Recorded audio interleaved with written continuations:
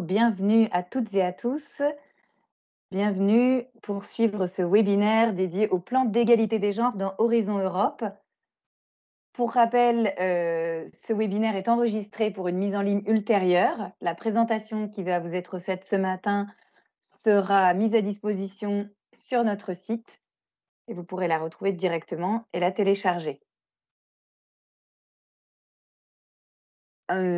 Petit avertissement, de rigueur comme nous le faisons, habituellement. Nous ainsi que la présentation, nous en tant que, autrices et présentatrices de cette présentation, ne pouvons être tenues responsables de l'utilisation que vous pourrez faire, de cette présentation et de son contenu. En aucun cas, cette présentation ne remplace, les textes juridiques faisant foi, les documents, juridiques applicables, notamment ceux provenant de la Commission européenne. Nous vous invitons à vous connecter sans plus attendre sur Slido. Vous avez ici le QR code ainsi que le lien sur Slido pour répondre à quelques petites questions en guise d'introduction, afin que nous puissions mieux vous connaître. Première question, j'espère que vous avez tous pu vous connecter. Première question, qui êtes-vous? Votre profession? Cela nous permet d'avoir un nuage de représentatifs des professions, présentes ce matin avec nous.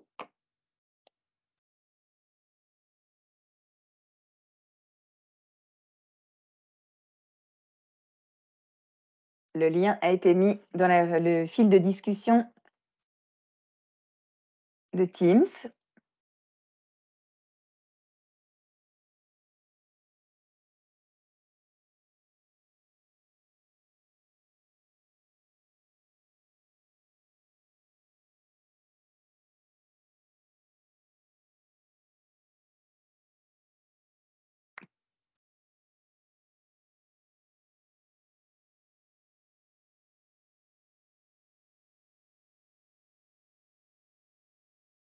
Voilà, on voit un certain nombre de participants qui répondent. Merci.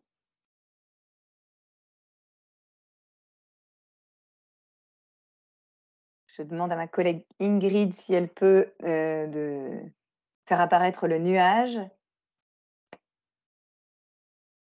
Merci. Et donc on voit, nous avons des chefs de projet européens, managers de projet européen évidemment, IPE, ingénieur projet européen, chargé de projet, consultant, chargé de mission. Je vois aussi des personnes RH, DRH, gestionnaire RH, directeur de projet européen, professeur des universités, Funding Excellence, pôle projet financé. Voilà, un beau panel de tout ce qui peut avoir trait de près ou de loin au financement européen, aux ressources humaines, puisqu'on va en parler ce matin. Parfait, merci beaucoup. Nous avons une autre question à vous poser, qui sera assez rapide, celle-là, qui est de savoir quel est votre niveau de connaissance en matière de GEP, Gender Equality Plan, donc plan d'égalité des genres en bon français. Quel est votre niveau de connaissance dans ce domaine?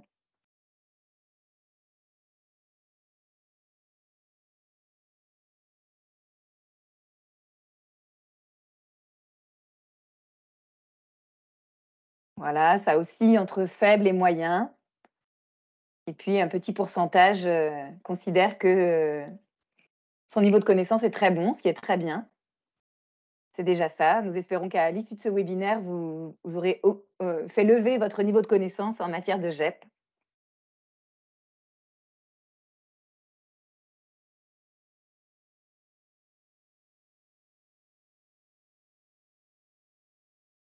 Parfait, merci beaucoup. Moyen, faible. OK. Moyen, ça veut dire qu'il y a déjà un petit niveau de connaissance, ce qui est très bien. Une dernière question avant de poursuivre avec cette introduction. Avez-vous déjà contribué à la préparation et la mise en place d'un plan d'égalité des genres pour votre entité actuelle ou peut-être une autre entité dans une autre vie, dans une autre fonction?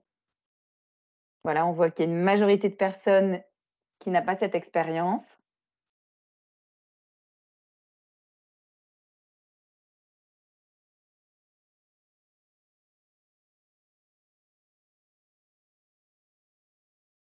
Voilà. Effectivement, 72 des répondants indiquent qu'ils n'ont pas contribué à la préparation et la mise en place d'un GEP. Ce n'est pas du tout un prérequis pour suivre ce webinaire, bien au contraire. Vous aurez le plaisir d'entendre des retours d'intervenants qui, contribué à la mise en place d'un GEP au sein de leur entité, ce qui sera très intéressant et enrichissant pour nous tous. J'en viens à nos présentations. Merci d'avoir joué le jeu et d'avoir répondu aux questions sur Slido. À nous de nous présenter, bon, même si sans doute vous nous connaissez. Donc, je m'appelle Lucie Vaucel, je fais partie de l'équipe du PCN juridique et financier au ministère de l'Enseignement supérieur et de la Recherche. Ce PCN est coordonné par notre collègue Fanny Schulz, et puis qui est avec nous ce matin, accompagnée aussi de mes autres acolytes, Ingrid Licky, Irénée Greta, Cécile Barra, qui sont toutes présentes pour co-animer les présentations et les discussions de ce matin. Petit rappel, vous le savez très certainement, vous êtes sans doute dans nos interlocuteurs fréquents et réguliers. Notre mission est d'informer et de former sur les conditions de participation relatives au programme cadre de recherche et d'innovation européen, donc Horizon Europe, et puis son prédécesseur Horizon 2020. Notre spécificité porte sur les aspects juridiques et financiers généraux du programme, sur des aspects techniques parfois aussi, relatifs à la plateforme de dépôt des projets, à ce qui est disponible sur la plateforme, etc. Et nous venons bien entendu en appui de nos collègues, ce qu'on appelle les PCN thématiques, qui interviennent sur des programmes spécifiques tels que l'ERC, les Marie Curie ou les clusters, etc., ou l'EIC.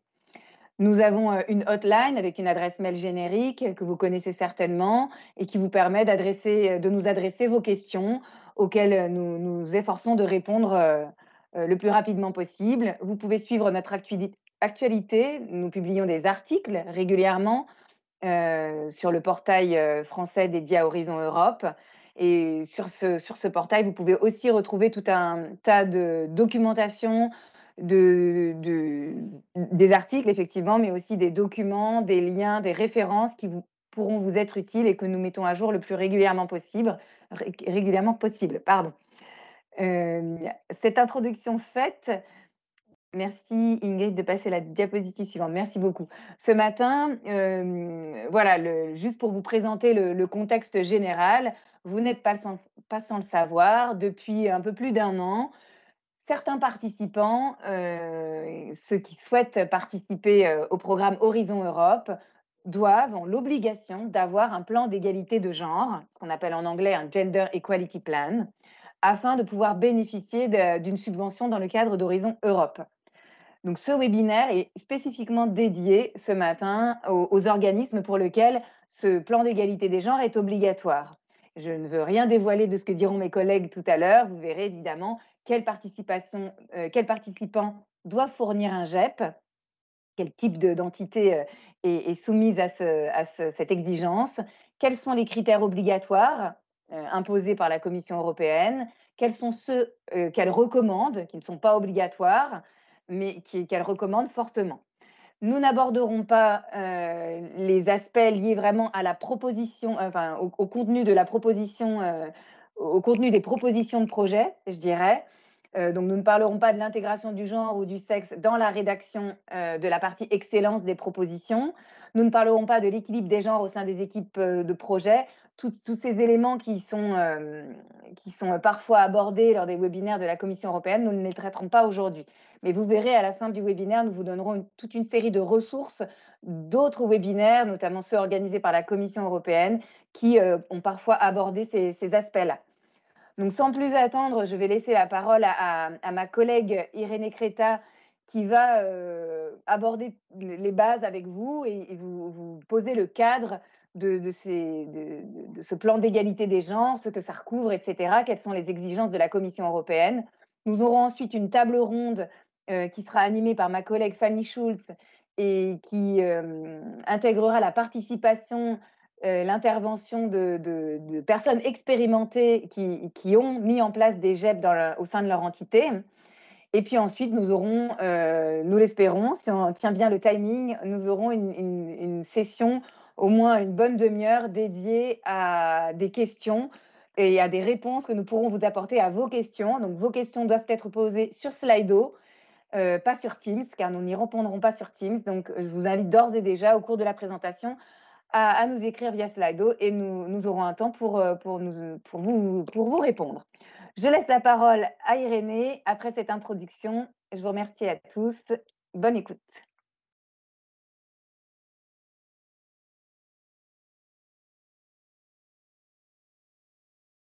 On t'entend pas, Irénée. Les écouteurs, comme ça, ouais, c'est comme ça. Je n'ai pas le temps maintenant de régler les soucis. Je disais que je vais partager la présentation. Comme ça, c'est plus facile pour moi de présenter. Est-ce que vous voyez mon écran, ma présentation? Oui, Irénée, on voit très bien. Ok, parfait. Merci beaucoup. Merci, Lucie, pour l'introduction. Alors, la présentation d'aujourd'hui commence avec quelques définitions de base. On a vu que le focus du webinaire est le JEP, mais il faut d'abord fixer quelques définitions, parce que donc c'est essentiel pour l'ensemble du webinaire. D'abord, les termes sexe, on commence avec les termes sexe, et on parle de sexe par rapport à quelque chose qui est lié principalement à des caractéristiques physiques et physiologiques des personnes. Et qui est, comme par exemple l'anatomie du système reproducteur, l'expression génique, les chromosomes, donc l'aspect génique, l'expression génique, tout ça fait partie de ce qu'on appelle sexe. Et c'est pour ça, sur la base du sexe, qui normalement, on peut distinguer entre femmes et hommes. Différemment, quand on parle des gendres, on renvoie au rôle et au comportement que la société construit, soit pour les hommes que pour les femmes, pour les filles, pour les garçons. Donc, c'est vraiment la construction sociale des femmes et des hommes. Donc, ça n'a rien à voir avec les caractéristiques physiques et physiologiques. Et c'est quelque chose qui peut évoluer et au fur et à mesure dans les temps sur la base de différents lieux aussi. Et enfin, on arrive à l'égalité des genres, qui on va sûrement souvent entendre ces mots aujourd'hui pendant les webinaires. Quand on parle d'égalité des genres, ça veut dire que l'objectif de l'égalité des genres est que toute personne puisse recevoir un traitement égal et sans être victime de discriminations qui soient basées sur leur appartenance à l'un ou à l'autre genre. Donc, traiter les personnes de manière égale, sans discrimination. Bien sûr, parfois, par contre, des traitements différents sont nécessaires. Donc, il faut parfois ajuster les traitements quand il y a des besoins ou des justifications à la base. Et parce que sinon, on risque de tomber dans des discriminations aussi. Mais sinon, si des différences de traitement ne sont pas justifiées, il faut toujours assurer un traitement égal, sans différence qui soit basée sur les sexes ou sur les genres. Donc, j'ai terminé avec cette petite introduction avec les définitions des bases et on va rentrer dans les cœurs du webinaire d'aujourd'hui et on va donc parler maintenant d'Horizon Europe. Dans Horizon Europe, il faut dire que la dimension des genres a été très, très, très renforcée par rapport à H20. Il existait déjà une forte dimension des genres, mais on peut voir qu'effectivement, la Commission a souligné encore plus cette dimension dans les projets Horizon Europe, avec l'introduction de plusieurs nouveautés. Donc maintenant, je vais lister ces nouveautés et une de ces nouveautés, c'est effectivement le Gender Equality Plan comme critère d'éligibilité. qui est effectivement le focus de la présentation d'aujourd'hui, du webinaire d'aujourd'hui. Et c'est une nouvelle nouveauté introduite dans Horizon Europe qui prévoit, on va voir plus tard, que certains organismes, surtout donc on parle d'organismes publics, organismes de recherche et établissements d'enseignement supérieur, à partir du 2022, pour être éligibles au programme cadre, doivent avoir un Gender Equality Plan, un plan d'égalité des genres. Et on va voir d'ici à peu de quoi il s'agit. Donc, c'est une nouveauté absolue d'Horizon Europe. L'autre nouveauté, l'autre condition qui a été introduite dans Horizon Europe, c'est l'intégration de la dimension des genres et du sexe dans les contenus des recherches à l'intérieur de la proposition. C'est quelque chose d'obligatoire, donc toutes les propositions doivent intégrer la dimension du genre et du sexe dans les contenus des recherches, sauf s'il y a une exemption qui est explicitement prévue, spécifiée à l'intérieur du programme de travail. Et donc, ça doit être justifié ou on doit la justifier à l'intérieur de notre proposition. Parce que sinon, cette intégration concerne toutes les propositions. Et encore, il y a aussi des autres nouveautés qui ont été prévues dans Horizon Europe. Par exemple, en cas d'ex-aequo, pendant la phase d'évaluation, s'il y a un ex-aequo, le troisième critère pour départager l'ex-aequo est effectivement aller regarder l'équilibre entre les genres dans les projets. L'autre nouveauté est qu'il existe dans les programmes de travail WIDERA des opportunités de financement spécifiques pour la dimension des genres, pour l'égalité des genres dans la recherche et innovation. Ça, on les connaissait déjà dans Horizon Europe, Horizon 2020, mais dans Horizon Europe, il y a encore plus d'opportunités de financement qui concernent donc des activités de recherche pour l'égalité des genres dans la recherche et innovation. Et finalement, l'autre condition qui a été introduite dans Horizon Europe est qu'il faut assurer aussi un équilibre entre les hommes et les femmes dans tous les organismes consultatifs ou dans les comités qui sont constitués à l'intérieur des projets ou aussi les groupes d'experts, donc tous les organismes qu'on va constituer au sein de notre projet. Il faut toujours assurer un équilibre. Donc, on vient de voir qu'il y a pas mal de nouveautés qui concernent la dimension des genres dans Horizon Europe, mais comme aussi Lucie disait, le focus du webinaire d'aujourd'hui est le Gender Equality Plan, et on va donc maintenant rentrer dans les détails de cet nouveau critère d'éligibilité pour voir de quoi il s'agit. Là, le plan d'égalité des genres, au Gender Equality Plan, ou GEP, comme on va l'appeler aujourd'hui, est prévu à l'intérieur, cette nouvelle condition d'éligibilité est prévue à l'intérieur des annexes générales du programme de travail général d'Horizon Europe pour les années 2023-2024. C'était la même chose aussi pour le programme de travail 2021-2022. Et exactement, c'est au chapitre Eligibility qu'on retrouve cette condition. Cette condition, d'abord, il faut dire qu'elle concerne soit les bénéficiaires, soit les entités affiliées qui sont établies soit dans des États membres que dans des pays associés. Donc, dans ces cas-là, s'il s'agit d'organismes publics, organisations de recherche ou établissements d'enseignement supérieur, il faut savoir que nous sommes concernés par cette nouvelle critère d'éligibilité. Et donc, on retrouve à l'intérieur des annexes générales. On commence avec les premiers éléments pour voir donc, quelles sont les organisations concernées par les critères d'éligibilité. On vient de voir que l'annexe générale spécifique de manière exprès le sujet concerné, les organisations concernées. Et en fait, il s'agit des établissements publics, par exemple les ministères, les collectivités locales ou territoriales, les agences de financement de la recherche, des musées, donc tout ce qu'on peut appeler comme qui rentre dans la définition d'établissement public. Après, il y a les centres de recherche, et là, il faut spécifier qu'il s'agit des centres de recherche soit publics, soit privés. Et aussi, les établissements d'enseignement supérieur sont concernés, soit publics, soit privés.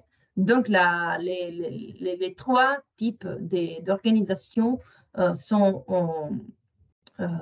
spécifiés dans les conditions des annexes générales, et donc on les retrouve là avec quelques détails. Il faut dire que par contre, ils sont exclus toutes les autres catégories d'entités juridiques, par exemple les organisations privées à but lucratif, par exemple les PME ou les entreprises de manière générale, et les organisations non gouvernementales ou les organisations de la société civile. Donc, elles sont expressément exclues de l'application de cette condition d'éligibilité. Pour l'instant, mais on ne sait pas, pour le futur, probablement la Commission va étendre l'application de cette condition d'éligibilité aussi à ces autres type d'organisation. Mais pour l'instant, à partir de janvier 2022, que les trois catégories d'organisations sont concernées par les critères d'éligibilité. Il faut absolument aussi dire que l'EGEP, donc la condition d'éligibilité, ne s'applique pas au projet de manière générale, mais c'est une condition d'éligibilité qui concerne chaque partenaire. Donc, si dans les projets, il y a des partenaires qui sont des établissements publics ou des centres de recherche ou des établissements d'enseignement supérieur, ça veut dire que qu'ils sont établis ou dans des États membres ou dans des pays associés. Ces organisations doivent avoir l'EGEP en interne, donc à l'intérieur de leur organisation. De quoi il s'agit quand on parle donc d'EGEP? Donc, qu'est-ce que c'est un GEP? Un GEP est tout simplement un document qui inclut un ensemble d'actions pour promouvoir l'égalité des genres à l'intérieur de son organisation, de son établissement, et à travers donc de changements institutionnels et culturels, et donc pour aussi diffuser la culture de l'égalité des genres et réaliser des actions concrètes. Il faut souligner par rapport au contenu d'un GEP, que c'est un document qui doit être rédigé sur mesure pour chaque établissement, pour chaque organisation.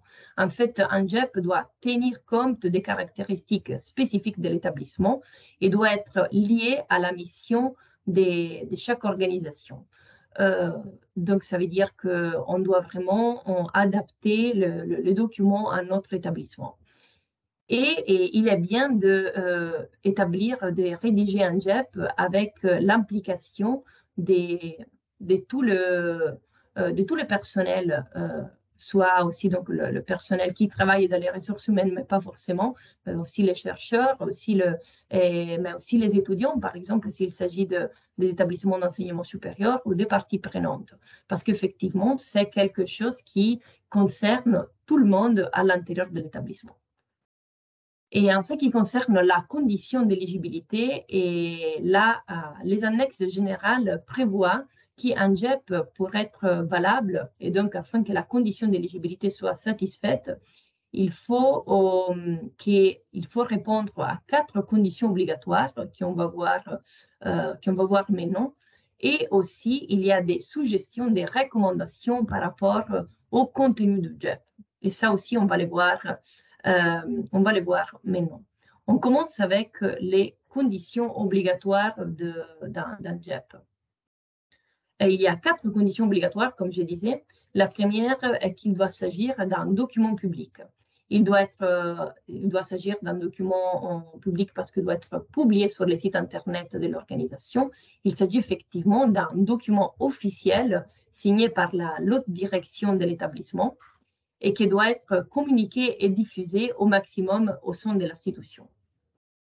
Et par exemple, on peut penser à une page dédiée sur les sites Internet pour promouvoir l'égalité des genres et communiquer soit en interne qu'à l'externe sur les sujets. Ça sera par exemple une mesure concrète pour assurer la publication et la diffusion et la communication de ces documents. Deuxième condition, les ressources dédiées. Et donc, il faut prévoir des postes ou des équipes qui travaillent directement sur, soit en matière d'égalité des genres, autre qui est plus spécifiquement à travailler sur les GEP. Mais aussi, au-delà de ça, il faut que tout le monde à l'intérieur de l'organisation aille un peu de temps pour travailler sur l'égalité des genres et pour être éventuellement impliqué par l'équipe dédiée.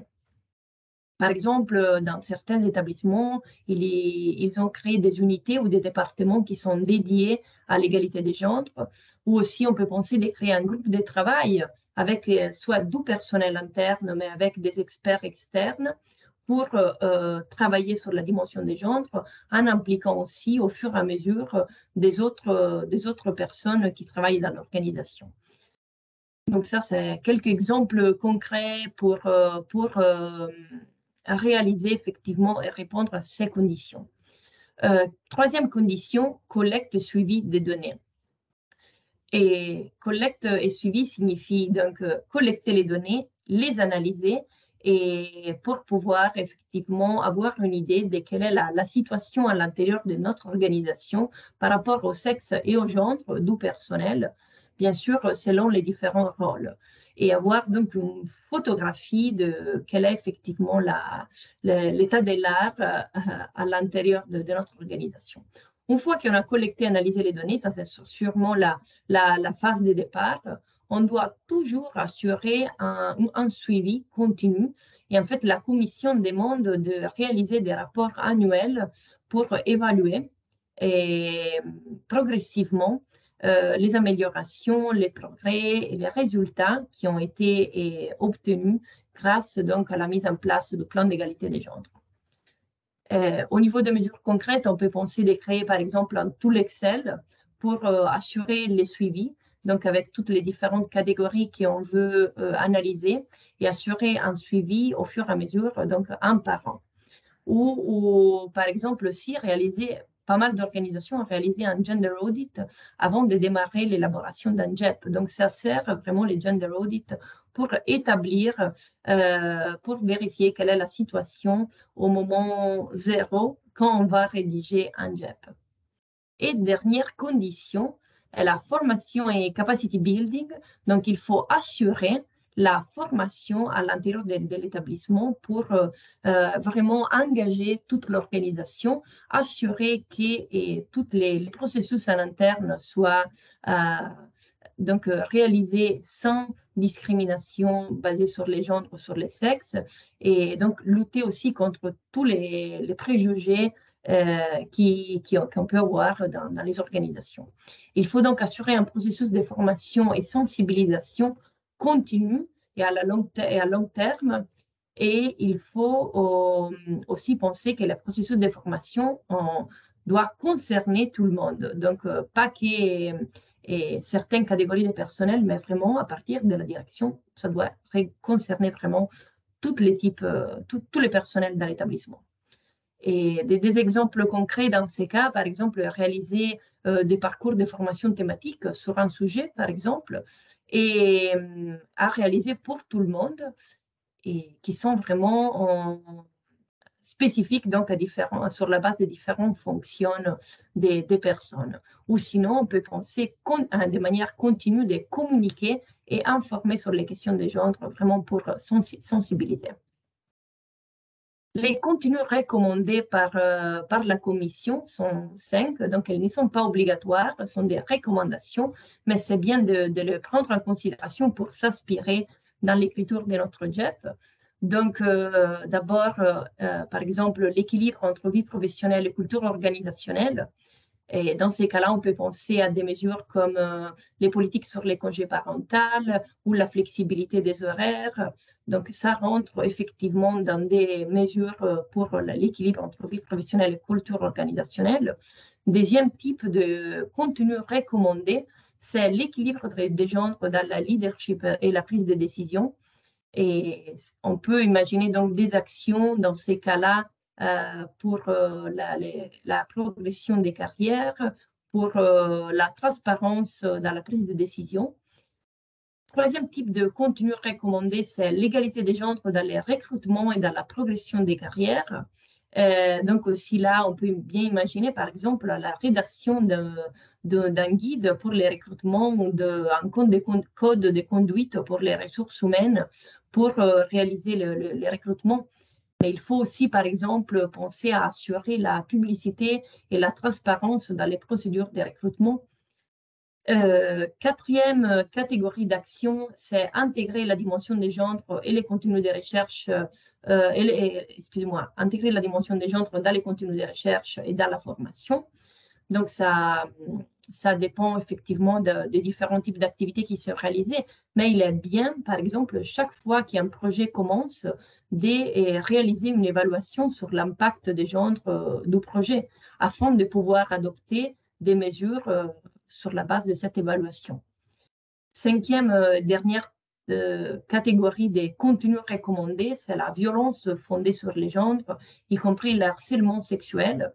Et par exemple, si dans ces cas-là, on peut imaginer comme action spécifique la rédaction d'un code de conduite ou des procédures internes pour dénoncer des actions de violence. Donc, voici le cadre prévu dans les annexes générales. Et donc, on a vu quelles sont les conditions obligatoires et les contenus recommandés qu'on peut éventuellement intégrer dans notre Gender Equality Plan. Et au niveau pratique, comment on applique ces critères d'éligibilité. Donc, d'abord, chaque organisation, au moment qu'il se registre dans les Funding and Tender Portal, doit autodéclarer s'il a ou il n'a pas un Gender Equality Plan. C'est l'ELIA qui doit faire ce type de déclaration. Il faut aussi dire qu'aucun document ne doit être envoyé à la Commission. Donc, si nous disons que nous avons un Gender Equality Plan, on ne doit pas envoyer le Gender Equality Plan à la Commission. Et aussi au moment de la rédaction d'une proposition, dans les formulaires de montage, dans la partie A, il y a aussi à nouveau la question pour savoir si l'organisation a ou pas un Gender Equality Plan. Donc, c'est juste une question, c'est juste une autre déclaration. Mais il faut savoir qu'au moment de la mise en œuvre d'un projet, la Commission peut réaliser un Gender Audit. Ça veut dire qu'elle peut aller vérifier auprès du bénéficiaire si effectivement il a ou il n'a pas un Gender Equality Plan et si son Gender Equality Plan répond ou pas aux conditions qui sont prévues par la Commission. Et donc, pour conclure, juste quelques infos sur les références nationales. Il faut savoir qu'en France, depuis le 2019, il existe la loi qu'on appelle la loi de transformation de la vie publique, la loi du 6 août 2019, qui prévoit pour tous les établissements publics relevant de la fonction publique une obligation d'élaborer un plan d'action pour l'égalité professionnelle entre les femmes et les hommes. Et donc, il existe déjà cette obligation. Et au niveau de l'enseignement supérieur et de la recherche, donc les maîtres a mis à réaliser un accompagnement vraiment complet et vraiment bien organisé pour les établissements afin de pouvoir se conformer à cette condition. Et donc, il a aussi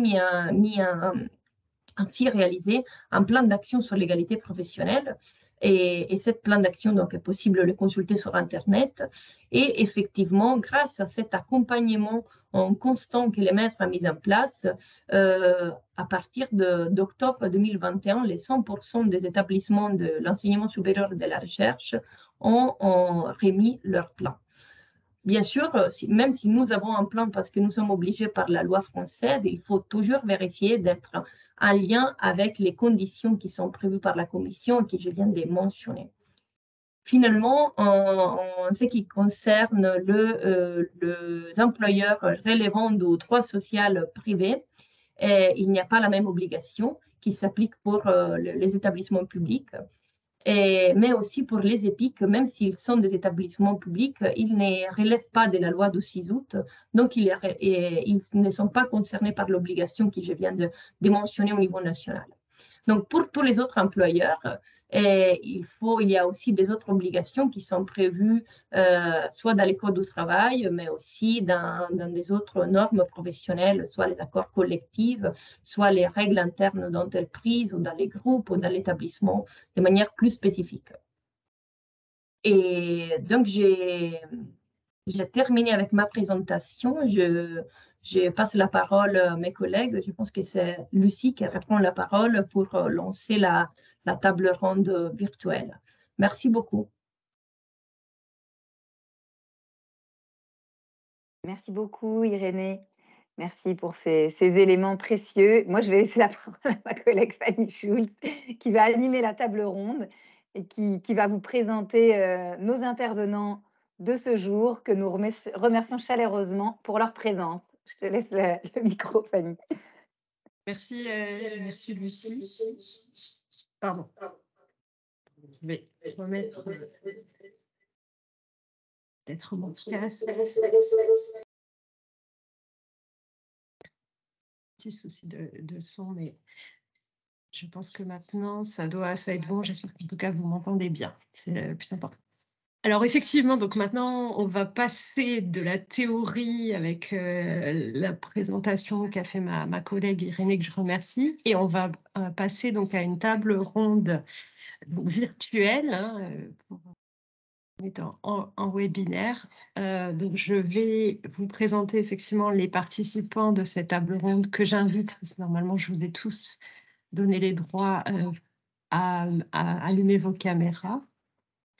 Donc, dans l'ordre dans lequel ça apparaît, je vous présente déjà, donc, travaillant au sein du CHU de Nice, donc Andrea Chavas, qui est conseillère en organisation, détachée au sein du pôle des ressources humaines dans le secteur qualité de la vie et des conditions de travail. Donc, bienvenue, bonjour Andrea. Elle est accompagnée de sa collègue Pauline Lao, qui est elle chef de projet européen et innovation au sein du CHU. Nous avons aussi l'opportunité aujourd'hui d'accueillir Ninon Jonka, qui est chargée d'un projet Reset, dont elle va nous parler plus dans le détail, un projet H-20 sur le genre. Et Ninon travaille au sein de l'Université de Bordeaux. Elle vous en dira plus dans un instant sur pourquoi elle a proposé d'intervenir aujourd'hui. Et enfin, j'ai aussi le plaisir d'accueillir aujourd'hui donc des personnes du BRGM, qui est un EPIC dont vient de parler dans un exemple ma collègue Irénée. Donc le BRGM qui est représenté aujourd'hui par Vincent Bouchot. Bonjour Vincent, qui est responsable diversité et inclusion au sein de la mission égalité hommes-femmes du BRGM. Et Vincent qui est accompagné également de sa collègue Lydie Leu. Bonjour, bonjour Lydie. Et bienvenue également, qui est chargée de programmes européens. Donc voilà, je pense maintenant arrêter la présentation. Comme ça permettra effectivement de mieux voir toutes les personnes connectées. Donc, je vais vous passer la parole au début, chacune des institutions, afin de vous proposer en fait de nous parler du contexte de la mise en place de ces plans d'égalité de genre au sein de vos différentes institutions.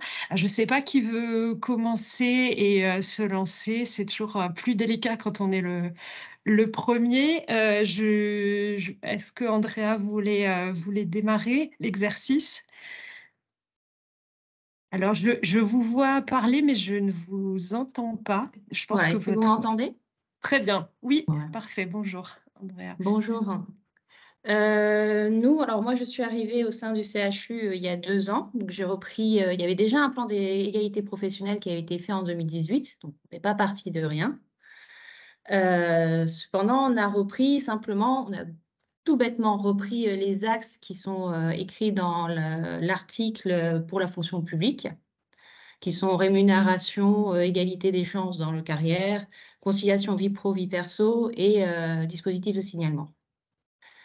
À partir de ces 4 axes, on a rassemblé le groupe, il y avait un groupe de travail pluridisciplinaire à la base pour faire le premier plan, qu'on a réassemblé, Parce que le premier plan, il avait été réalisé, mais au final, comme je ne suis pas seulement dédiée à cette fonction de chef de projet égalité professionnelle, j'ai aussi d'autres casquettes au sein du CHU. Donc, au final, le plan qui avait été fait, il n'y avait pas beaucoup d'actions qui ont été déployées dedans. Donc, la priorité, ça a été de mettre derrière des ressources et une sorte d'animation pour que les actions puissent progresser. Donc, on a fait une structure de fonctionnement avec un comité de pilotage dont je fais partie et dont anciennement le directeur adjoint des ressources humaines aussi faisait partie, qui est le référent égalité professionnelle du CHU. Et derrière ça, on a mis en place un comité de suivi avec, pareil, des personnes pluridisciplinaires qui se rassemblent tous les trimestres et avec qui on engage des réflexions sur les actions qu'on a menées, comment on a avancé, ce qui a bloqué. Et comme ça, collégialement, on peut décider de la démarche à suivre pour que chaque action de notre plan d'action puisse progresser. Donc voilà, en gros, le contexte de mise en place du plan. Merci beaucoup, Andrea. Je ne sais pas qui veut enchaîner à son tour à expliquer comment a été entrepris donc, la préparation du plan d'égalité de genre. Peut-être les collègues du BRVM voulaient… Oui, tout à fait. On peut démarrer comme ça. Donc, moi, de mon côté, donc, en tant que chargée des programmes européens, dès que j'ai été mise au courant, en fait, de la future obligation, donc c'était en 2021, début 2021, on savait déjà que le GEP serait obligatoire. Il ne l'était pas encore, donc je m'y suis prise assez en amont et j'ai contacté donc les personnes en interne qui travaillaient donc sur l'inclusion et sur la diversité, donc Vincent en premier lieu. Et puis une autre collègue qui travaillait également sur le label HRS4R, dont on vous parlera peut-être légèrement tout à l'heure. Donc je les ai informés tous les deux des principaux prérequis de ce Gender Equality Plan. Et voilà, on a travaillé ensemble à la rédaction d'un document pour les chefs de projet, pour qu'ils soient au courant voilà, de la mise en place du Gender Equality Plan, ce que ça impliquait et comment le BRGM y répondait. Vincent, je te laisse peut-être expliciter un peu plus. C'est parfait. Bonjour à toutes et tous. Vincent Bouchot, donc je suis responsable donc diversité et inclusion, ce qui est un plein temps au BRGM. Il faut savoir qu'au BRGM, nous sommes 1000 salariés. Donc, nous sommes un EPIC dans les géosciences, un organisme de recherche dans les géosciences, et 1000 salariés. Donc, nous avons la chance d'avoir à la DRH effectivement un poste à plein temps sur ces questions d'égalité professionnelle, mais aussi ça comprend tout ce qui est handicap, lutte contre les discriminations et promotion de la diversité dans les recrutements notamment. Voilà. Donc, ça aussi, il a un lien fort avec HRS4R et avec le GEP. Voilà. Donc, j'irai pas plus loin pour l'instant. Mais voilà ma fonction et j'ai cette fonction depuis 2015, voilà, en lien avec la signature d'un accord égalité qui a eu lieu en 2015. Merci pour cette entrée en matière. Déjà, je vois que c'est un travail d'équipe qui demande des ressources. Ninon, vous voulez nous expliquer à votre tour comment ça s'est mis en place ce plan d'égalité au sein de l'Université de Bordeaux? Oui, alors je ne sais pas si vous m'entendez parce que mon écran est bloqué, mais je vous entends. Ah bon, ben voilà. Nous, pareil, c'est vrai que le GEP s'est mis en place dans un contexte réglementaire qui était déjà plutôt favorable. Donc, on a une mission égalité qui a été créée en 2015 à l'université. Donc, d'abord un schéma directeur pour l'égalité professionnelle entre les femmes et les hommes. Ensuite, un plan pour l'égalité professionnelle donc, qui répondait à la loi de transformation de la fonction publique. Et en fait, ce plan s'est déroulé sur un an. Et en 2021, l'Université de Bordeaux a été lauréate du projet RESET, donc Redesigning Equality and Scientific Excellence Together. C'est un projet Horizon 2020. Donc, l'objectif de ce projet, c'est d'encourager l'égalité des genres à l'université, donc à la fois dans les carrières, mais aussi dans le contenu de la recherche, et donc de redéfinir, de réfléchir à une définition de l'excellence scientifique qui soit plus inclusive. Et donc, dans ce projet, on avait bien sûr l'objectif aussi de former donc, un Gender Equality Plan, un GEP. Et donc, on s'est bien sûr vraiment beaucoup appuyé sur le plan qui était déjà existant, mais en ajoutant donc les obligations et les conseils de Horizon Europe sur ces questions-là. Et donc, c'est à travers donc, le projet Reset qui a vraiment deux axes majeurs qui sont l'idée de co-construction, donc de démarche participative, et aussi le principe d'intersectionnalité, c'est-à-dire la prise en compte du croisement de facteurs multiples de discrimination. Et donc, à travers les actions de ce projet, on a mis en place ce GEP qui a été voté donc, dans 4 des 7 universités partenaires en juin 2022. Voilà, et donc peut-être juste très rapidement, ce projet est donc avec 7 universités. On a l'université de Bordeaux qui coordonne. Ensuite, on a 2 mentors, donc l'université de Roubaix en Allemagne et celle d'Oulu en Finlande, qui sont nos mentors, donc qui avaient déjà mis en place des GEP et qui nous ont conseillés. Et puis ensuite, on a un évaluateur Sciences Po Paris et 3 autres universités qui ont en place des GEP, donc l'université de Porto au Portugal, de Łódź en Pologne, de Thessalonique en Grèce, et puis la dernière qui est l'université de Bordeaux, bien sûr, qui coordonne. Voilà pour le contexte. Merci, merci beaucoup. Donc, on voit que c'est finalement quelque chose qui allait assez vite, fruit de ces ressources que vous avez tous mis en place. Je ne sais pas si vous voulez, l'un ou l'autre d'entre vous, plus nous expliquer en détail, vous l'avez déjà fait, Ninon, à l'instant, nous expliquer comment s'est déroulée cette mise en conformité par rapport à la loi, comme l'expliquait tout à l'heure, ma collègue Irénée, voilà, le fait qu'effectivement en 2019, il y a eu cette loi de transformation de la fonction publique qui incluait cette dimension. Je ne sais pas qui, je vous laisse vous proposer en fonction de... Moi, je peux peut-être te dire un petit mot. La mise en conformité, elle était directement liée, en fin de compte, à ce que nous faisions dans le domaine de l'égalité. C'est-à-dire que c'était pas une nouveauté pour nous dans la mesure où on venait de signer un accord égalité en 2021 avec les 3 organisations syndicales. Donc, ça veut dire qu'on partait effectivement d'un existant qui était fort. Et donc, la mise en conformité, elle s'est appuyée sur ce plan existant déjà et qui venait d'être créé, en fait. Voilà. Et puis, elle s'est, comme le disait Lydie tout à l'heure, elle s'est aussi appuyée sur un autre plan qu'on faisait en parallèle, mais qui est complémentaire, qui est le plan d'action HRS4R. Donc, je veux dire, quand un organisme comme le nôtre est déjà proactif sur ces questions, bah, les choses se font assez simplement. Pour autant, ce que je pense, c'est que voilà, quand ce n'est pas le cas, il faut aller récolter l'information là où elle est, parce qu'en fin de compte, les questions d'égalité, tout le monde s'y intéresse, même si ce n'est pas, s'il n'y a pas des personnes dédiées. Donc voilà, il faut valoriser l'existant.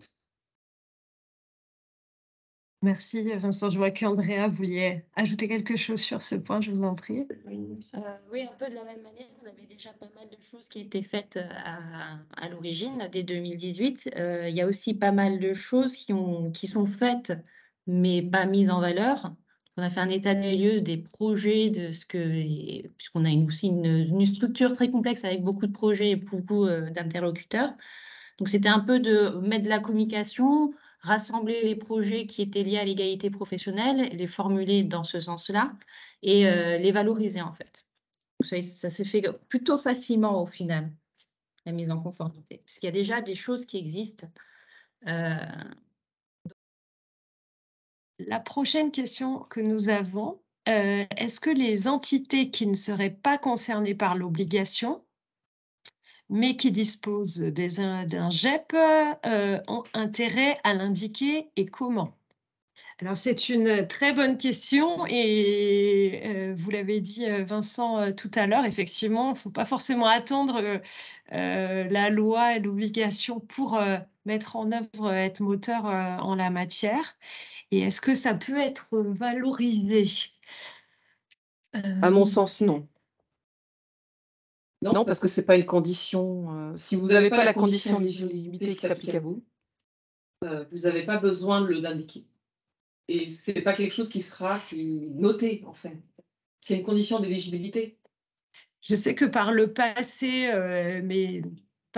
par exemple, quand j'aidais à préparer des projets plutôt dans le volet Marie Sklodowska-Curie du programme, je sais que c'est important de montrer le bon accueil des doctorants notamment, parce qu'il y a un aspect RH qui est effectivement important. Et là, peut-être que ça a un vrai intérêt. Puis je pense que de toute façon, on l'a vu quand vous êtes moteur sur ces sujets-là, c'est aussi de toute façon quelque chose qui bénéficie de manière globale à votre établissement. Mais c'est vrai qu'il ne me semble pas, en tout cas, puis les propositions sont toujours très, très réduites. Donc, je pense que vous pouvez peut-être le noter, mais je ne sais pas, Irénée, oui, tu avais... Je t'en prie, interromps-moi et complète. Oui, pour compléter qu'effectivement aussi avant que la condition d'éligibilité devenait effet obligatoire, donc avant le 2022, la commission utilisait les données. Donc, on devait quand même indiquer si on l'avait ou on l'avait pas un Gender Equality Plan dans la proposition, parce que la commission utilisait ces données au niveau statistique. Donc, je me demande si peut-être la commission continue encore à collecter ces données. Et donc, peut-être il y a peut-être cet intérêt-là des intérêts statistiques pour la commission de comprendre quel est le niveau d'utilisation, de mise en place de cette politique. Donc, peut-être qu'on pourra quand même le mettre en avant dans la proposition, dans la partie A du formulaire, en cochant les cases. Mais il n'y a plus de... Enfin, je sais pas, je vois, vous vouliez intervenir, Lydie, je vous donne la parole. Il me semble, dans le formulaire A, du coup, il subsiste une case. Hein. Oui, on peut toujours cocher yes. Et ça. Justement, j'allais dire, en fait, quitte à en avoir un, même si ce n'est pas obligatoire pour l'organisme qui en possède un, bah, de toute façon, la commission demande en avez-vous un? Donc, selon moi, à partir du moment où on en a un, on peut cocher yes, même si c'est pas un critère d'éligibilité pour l'établissement. Voilà, effectivement, ça peut servir à faire des stats pour la commission et voir qui, parmi les organismes pour qui c'est pas encore obligatoire, qui en a déjà un, par exemple, parce qu'on n'est jamais à l'abri que ça devienne obligatoire par la suite, en plus. Exact. Souvent, c'est des choses qui se mettent en place après, on a des pilotes, etc. Et donc, c'est ce qu'on disait avec Vincent, hein, vaut mieux être toujours un peu précurseur. Voilà, c'est pas mal. Ça. Après, je vous avouerai, je n'ai pas fait le test, mais en fait, il y a un formulaire et on vous renvoie pour ça. De toute façon, on en parlera dans les ressources. La CE, dans son webinaire qu'elle a fait en juin dernier, a très bien expliqué vraiment pas à pas comment est-ce que le LIR, et Irénée l'expliquait tout à l'heure dans ses diapositives, comment est-ce que le LIR en fait, est tenu de remplir un certain nombre de questions. Et je me demande au final si là aussi, donc dans la partie A, vous le disiez pour les propositions, mais aussi du coup pour chaque institution, dans les informations que doit remplir le LIR, il n'y a pas cette possibilité en fait également de le signaler, quand bien même ce n'est pas une obligation et effectivement un requis pour avoir un financement de la Commission européenne. Voilà, donc c'est effectivement des pistes de réponse pour cette question. Merci en tout cas de l'avoir posée, c'est du coup un point intéressant. Très bien. Du coup, prochaine question, demandant si des trams sont disponibles. Alors, je commence et puis vous n'hésiterez pas les uns les autres à me compléter. En fait, je l'évoquais tout à l'heure, il n'y a pas, enfin, la Commission européenne, si c'est ça vraiment la question, ne met pas à votre disposition une trame, un template quelque part, mais elle a encouragé, financé un certain nombre d'initiatives et de projets depuis au moins le début du programme Agent 20 et même avant d'ailleurs, qui vous proposent un certain nombre d'outils et donc qui peuvent vous permettre effectivement de vous guider pour élaborer ce plan d'égalité des genres. Mais certainement que quelqu'un veut compléter cela. Iona, oui. Oui, juste pour au niveau national, le ministère de l'Enseignement supérieur et de la Recherche, il a publié un référentiel qui permet un peu, pour ceux qui n'en auraient pas encore, mais normalement, les 180 établissements qui sont en tout cas sous notre tutelle ont tous élaboré des plans d'action. Mais on avait bien publié, nous, à notre niveau, un référentiel pour guider un peu les établissements qui n'auraient pas encore de plan d'action. Et donc, je l'ai mis dans le chat de Teams. Merci beaucoup, Iona, voilà, qui est la personne, des personnes en charge de suivre justement ces plans pour l'ensemble des organismes qui sont tutelles du ministère de l'Enseignement supérieur et de la Recherche. Pour les entités de droit privé, qui sont soumises au droit social privé, il n'y a pas de trame, parce qu'en réalité, ça dépend de votre référentiel social propre. Comme indiqué dans les diapos, vous avez certes le code du travail qui s'applique, mais vous avez en votre sein chacun votre référentiel de normes professionnelles, vos accords d'entreprise en matière d'égalité, de qualité professionnelle, etc. Et donc forcément, votre GEP, enfin votre plan d'action propre sera décliné en fonction des obligations auxquelles vous avez souscrites lors du dialogue social, si vous en avez un. Donc voilà. Donc, il n'y a pas de trame pour les organismes de droit privé parce que ils ont chacun leur propre référentiel social propre.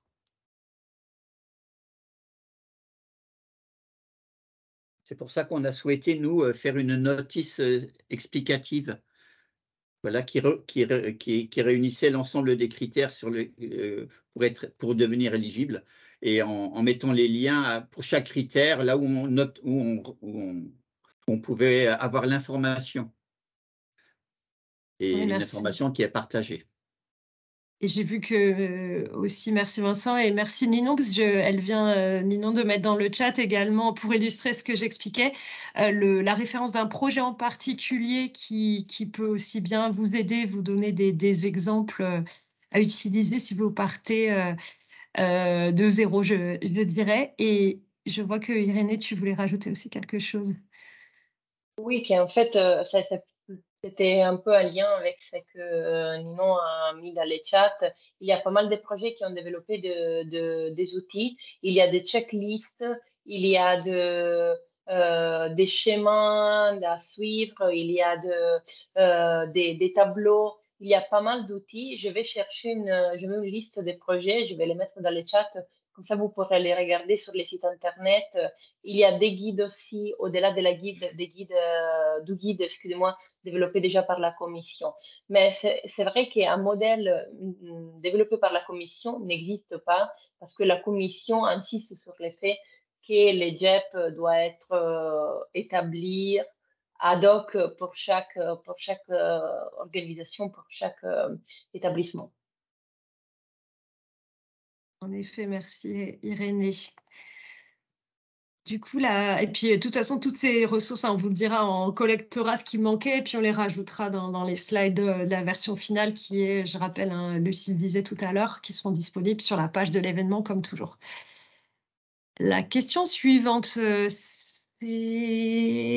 est-ce que le LIR a-t-il une action à effectuer pour les structures déjà entrées dans le système?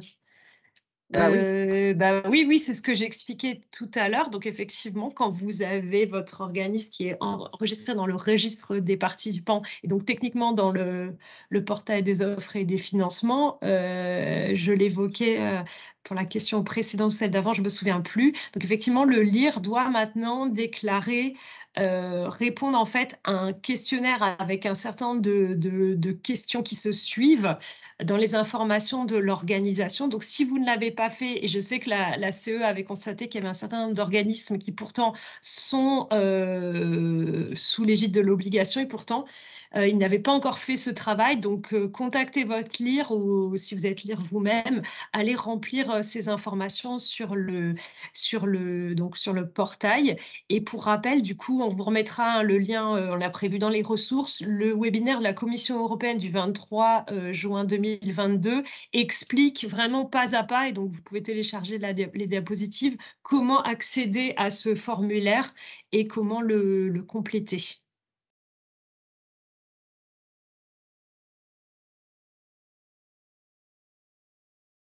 La prochaine question. Quid si un candidat a coché non à l'autodéclaration dans le formulaire de candidature? Le projet sera-t-il déclaré inéligible? Alors je commence et puis je te propose, Irénée, de compléter ce que je vais dire. Donc, en fait, ce qui est important après, c'est que à mon avis, non, le projet va pas être considéré inéligible, mais ça va être vérifié et ça va être un requis au moment de la contractualisation au niveau du partenaire pour que ce partenaire puisse recevoir un financement de la part de la Commission européenne. Il va devoir du coup déclarer qu'il a un plan d'égalité de genre, sinon il ne pourra pas signer le Grand Agreement et recevoir la convention de subvention qui est prévue avec un financement pour lui, parce que c'est les partenaires financés qui sont soumis à cette obligation. Voilà. Après, effectivement, il faut faire attention parce que si vous êtes sur un petit consortium et que l'éligibilité, elle repose sur ce bénéficiaire, voilà, ça peut être dangereux pour effectivement le projet et le rendre effectivement inapte à devenir un grand agreement par la suite. J'espère voilà, que c'est clair. Je ne sais pas si tu voulais compléter ça. Tu l'as déjà évoqué tout à l'heure, Irénée, il me semble. Oui. Voilà. Donc, effectivement, c'est quelque chose d'important. La prochaine question. Alors, pardon, je signale petite chose technique. Je signale un message que je vois dans le chat et j'ai peur que l'enregistrement ait pris fin, en fait. Dans le doute, je ne sais pas si vous voyez. Ah non, ça a l'air d'être bon. OK, je préférais, vérifier comment on enregistre et qu'on met cet enregistrement à disposition sur le site. Ça me permet de le rappeler pour vérifier qu'il n'y ait pas d'incident technique. La prochaine question. Le plan d'égalité professionnelle semble par définition moins ambitieux que ce qui est attendu dans le Gender Equality Plan par la Commission européenne. Un certain nombre de points, notamment sur la formation, sur la prise en compte des étudiants dans l'enseignement supérieur, n'est pas pris en compte. Donc là, je pense que par plan d'égalité professionnelle, vous faites référence à ce qui découle de la loi de la transformation publique de 2019. Voilà. Est-ce que sur ce point, Yona, tu voulais peut-être intervenir et préciser effectivement les choses entre l'adéquation du GEP et des requis de la Commission européenne et de ce qui est dans issu du contenu de cette loi?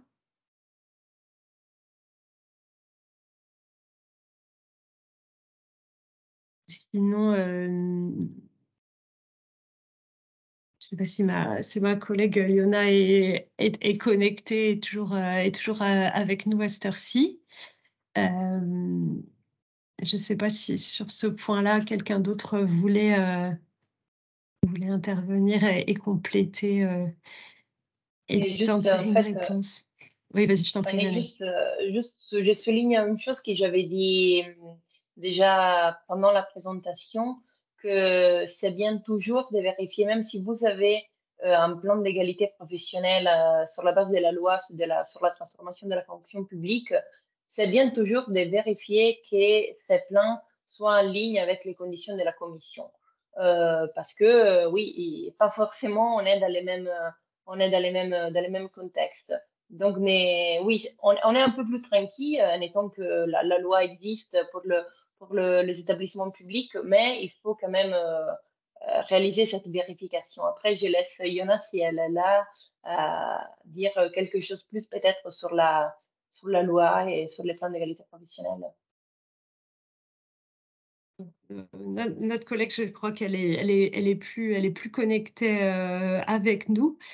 Voilà, mais de toute façon, si jamais vous avez des questions là-dessus et des besoins par rapport à votre JEP en particulier, n'hésitez pas à nous les faire parvenir via l'outline et on vous aidera sur ce point plus précis.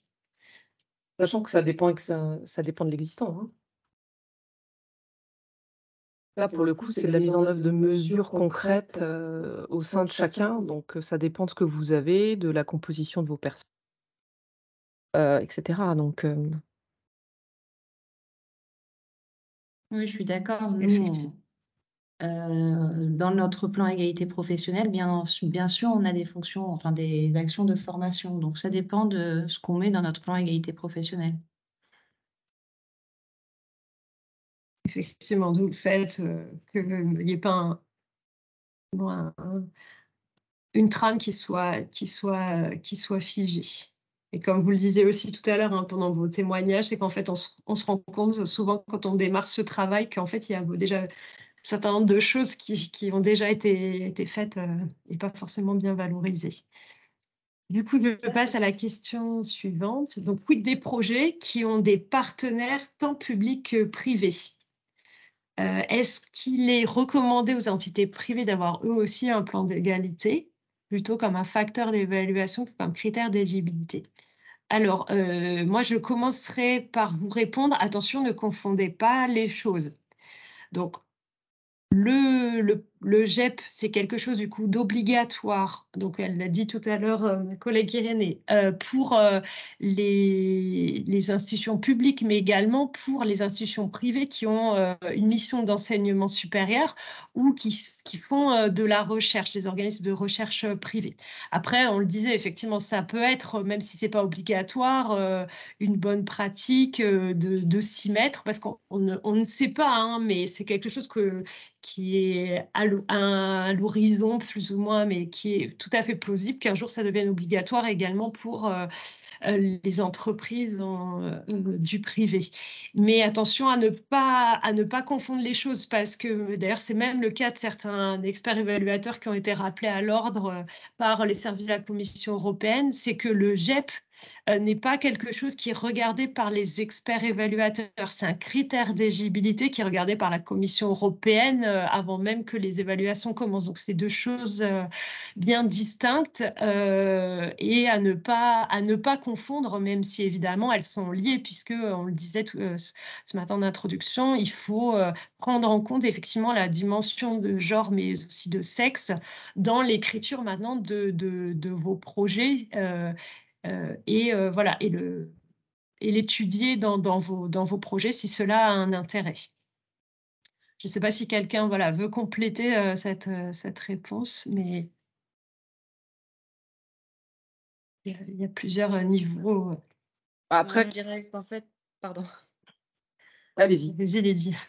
Non, je disais qu'en fait, voilà, il faut pas penser que ça va donner plus de poids à la proposition et que ça va favoriser la proposition du fait que le GEP n'est pas obligatoire pour une PME, par exemple, et que la PME en a déjà un. C'est pas pour ça que le projet va être favorisé par rapport à un autre projet, parce que les experts évaluateurs vont pas regarder ça. Logiquement, c'est pas eux qui le font, mais c'est au moment de l'admissibilité, ou je sais pas trop, des propositions, ils regardent les critères. Si la proposition est admissible, et le GEP en fait partie, et après, c'est la couche en dessous, il n'est plus du tout regardé par les experts évaluateurs. Oui, les conditions d'éligibilité et d'admissibilité font partie de la partie A qui n'est pas transmise aux experts évaluateurs. Ce n'est pas un critère d'évaluation et ce n'est pas un critère donc qui est noté pour la proposition, mais c'est un critère d'éligibilité de bénéficiaire. C'est une condition pour obtenir la sub, voilà, et pour signer le grand agreement à la sortie.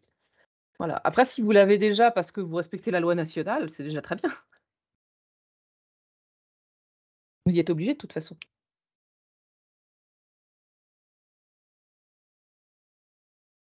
Irénée, je t'en prie, je vois que Et oui, pour dire que parfois, il y a certains projets, par exemple, je pense des projets Waidera ou des projets dans lesquels la dimension des genres est très, très importante, qui demandent de mettre en avant des expertises, l'expertise des membres, du membres du consortium par rapport aux questions des genres. Ça, c'est une autre chose et ça a tout à fait un intérêt pour les évaluateurs et ça, on va le faire normalement dans la partie Consortium as a whole, par exemple, où on décrit les expertises des partenaires par rapport aux questions des genres. Mais c'est une autre chose qui donne effectivement, dans ces cas-là, une valeur ajoutée à la proposition. Alors, je vois que le temps avance, donc je vous propose qu'on prenne une dernière question qui est pas celle-ci, on en a déjà un peu parlé. Quelqu'un a vraiment expressément rajouté quelque chose, mais il me semble que ça a été évoqué tout à l'heure par le BRGM. On va prendre ces dernières questions et puis on va devoir malheureusement, le temps étant toujours compté, s'arrêter là et conclure. Donc, le GEP est-il une condition pour la candidature uniquement? Y a-t-il des obligations dans le suivi de projet, dans les remontées de dépenses liées au GEP? Je te laisse, Oui. Je te laisse répondre, Irénée. Oui, merci. Non, c'est juste une condition pour l'éligibilité qui peut être vérifiée, comme on a dit tout à l'heure, pendant la mise en œuvre par les biais d'un gender audit. Mais il n'y a pas d'autres obligations par rapport, oui, à des autres activités. Mais il faut, dans les cas que si on va recevoir un gender audit, il faut démontrer que le GEP existe et qu'on est en train de mettre en œuvre les actions du GEP. Donc, effectivement, l'obligation du GEP est plus large que l'avoir seulement. Il faut aussi démontrer qu'on est en train de l'appliquer. Et donc, c'est ça qui est important, mais tout ça est lié à l'éligibilité de l'entité. Et par rapport à la remontée des dépenses, non, on peut pas le faire parce que les dépenses liées au GEP ne concernent pas les projets. Les GEP, on doit les mettre en place en tant qu'organisation et donc il ne s'agit pas de dépenses éligibles. Merci Irénée et du coup on va devoir effectivement conclure pour la question là que je vois s'afficher qui est intéressante, mais je pense que nos invités du jour ont en partie répondu en disant qu'effectivement il y avait des ressources dédiées, mais souvent vous êtes sur beaucoup de plusieurs missions. Vous l'avez évoqué, il me semble, Andrea ou Vincent notamment. Le fait que voilà, vous faites ça et vous faites office de référent, mais vous n'êtes pas uniquement sur ces aspects-là, n'est-ce pas? En fait, quant au BRGM, c'est le principe d'intersectionnalité essentiel, c'est-à-dire qu'on traite de toutes les questions qui, sur un même poste, diversité et inclusion, on traite de toutes les questions qui ont trait à la non-discrimination ou à la promotion de la diversité. Donc, c'est important d'avoir cette transversalité aussi et de ne pas être simplement sur une thématique comme l'égalité femmes-hommes, parce qu'il y a des liens entre égalité, le handicap, etc., orientation sexuelle, identité de genre, etc. Donc, c'est important d'avoir cette transversalité sur les postes, selon moi. Très bien, merci beaucoup. C'est exactement la même chose chez nous. Nous, l'importance que moi, je fais partie du secteur qualité de vie et des conditions de travail, et on a aussi les thématiques handicap et dispositifs de risques psychosociaux. Donc, ça fait sens que on lead le projet égalité professionnelle et on fait de la transversalité. Exactement. Donc, il n'y a pas de ressources dédiées, mais il y a des ressources quand même humaines dédiées à ces thématiques qui sont transversales. Très bien, merci beaucoup. Donc, je conclue en vous remerciant tous les 5 chaleureusement d'avoir bien voulu partager votre expérience. Vous êtes porté volontaire. Je pense que c'est très intéressant sur un sujet comme celui-là spécifiquement, d'aller au-delà du théorique et du coup de pouvoir voilà, avoir des exemples. Et grâce à vous, voilà, on a eu 3 exemples très intéressants. Voilà, donc un grand merci à nouveau. J'ai trouvé ça extrêmement intéressant. Je suis sûre que c'est le cas aussi des personnes qui étaient connectées également. Et du coup, je passe la parole pour la conclusion, la présentation d'un certain nombre de ressources à Lucie. Et je vous invite, effectivement, on vient de remettre le lien, s'il vous plaît, à aller donner voilà, votre appréciation sur le webinaire, utile pour nous par la suite. Voilà, je te donne la parole, Lucie. Merci Fanny. Donc voilà, vous participants de l'auditoire, vous avez répondu aux questions sur Slido. Merci beaucoup. Avez-vous apprécié le contenu de ce webinaire? Nous avons une autre question dans laquelle vous avez la possibilité d'indiquer un sujet juridique ou financier que vous souhaiteriez que nous traitions au sein du PCN afin que nous organisions et que nous trouvions des sujets à aborder pour nos prochains webinaires. Donc, nous vous invitons à répondre. Et je vais passer rapidement sur quelques ressources. Ingrid, si tu veux bien du coup passer sur le PowerPoint, à moins qu'on attende quelques moments pour que les participants puissent partager leurs idées de sujet. De toute façon, on laissera la question ouverte à l'issue du webinaire. Là, je propose qu'on laisse sur la question de la satisfaction. Et puis, vous avez le lien qui est toujours actif pendant plusieurs jours. Après, je pense que vous allez passer dans 1 heure même après déjeuner à autre chose. Mais voilà. Oui, n'hésitez pas à suggérer. J'ai vu le mot lump sum. Alors, ça a déjà été fait assez récemment. Vous pouvez trouver les ressources en ligne. Notre dernier webinaire lump sum qui date de janvier, je crois. Fin janvier, il me semble. Donc voilà.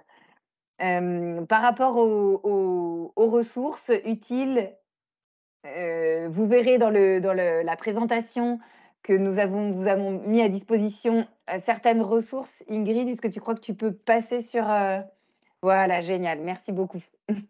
Voilà, nous en tout cas de notre côté, dans un premier temps, mis ici des liens vers des ressources utiles de la Commission européenne, donc notamment un webinaire de la Commission européenne qui a été fait en juin dernier. Vous pouvez revisionner. Il y a une page de la CE, de la Commission, dédiée aussi au genre, à l'égalité des genres dans la recherche et l'innovation. Il y a des pages liées, il y a un lien vers un guide Horizon Europe sur les plans d'égalité des genres. Et enfin, dans les foires aux questions de la Commission européenne, il y a aussi tout un tas de questions liées au GEP.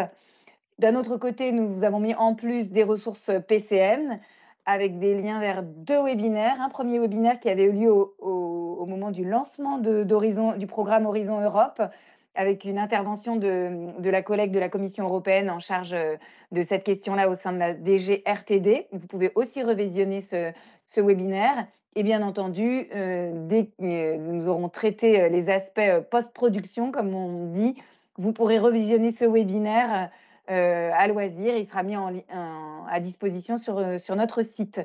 Nous vous invitons à consulter notre boîte à outils, dans laquelle nous avons aussi des éléments concernant le GEP. On attire votre attention aussi sur un article de nos collègues du PCN, Marie Sklodowska-Curie Actions, qui traite de l'intégration du genre dans les projets de recherche et d'innovation.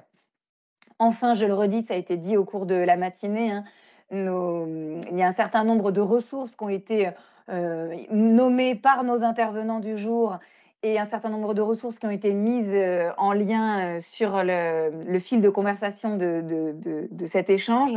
De cette présentation, nous les compilerons et nous les indiquerons dans les diapositives de cette présentation. Donc, tout sera compilé par nos soins et mis à disposition en ligne sur le site. Voilà, ainsi que, évidemment, les ressources spécifiques du BRGM. On s'était mis d'accord sur une diapositive où il présentait tout un tas de ressources utiles. Donc, nous les mettrons à disposition. Ainsi que, je crois, nous avons eu aussi quelques diapositives de présentation du projet Reset de l'Université de Bordeaux. Donc, avec leur accord, évidemment, on les mettra aussi à disposition de la communauté. Voilà, eh bien écoutez, c'est quasiment fini pour aujourd'hui. On est pile à l'heure. Nous vous remercions tous pour votre participation. Encore une fois, évidemment, un grand merci à nos intervenants pour leur disponibilité et les échanges. Et nous vous souhaitons une bonne journée et à très bientôt pour d'autres sujets, pour d'autres webinaires. Merci. Au revoir. Merci, au revoir. Merci, à bientôt. Au revoir. Merci beaucoup.